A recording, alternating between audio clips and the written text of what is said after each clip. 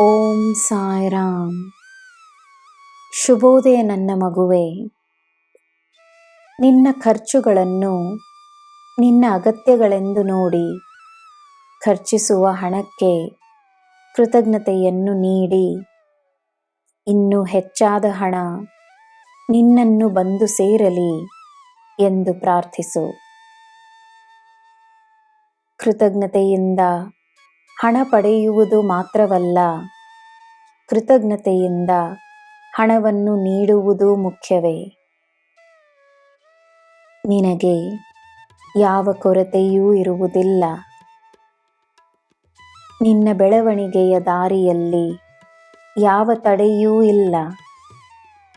ಧೈರ್ಯವಾಗಿ ಮುನ್ನಡಿ. ನಿನಗೆ ಎಲ್ಲ ಶುಭವೇ. ನಿನ್ನ ದಿನ ಶುಭವಾಗಿರಲಿ. ಸರ್ವಂ ಸಾಯಿಮಯಂ. ಜೈ ಸಾಯಿರಾಮ್.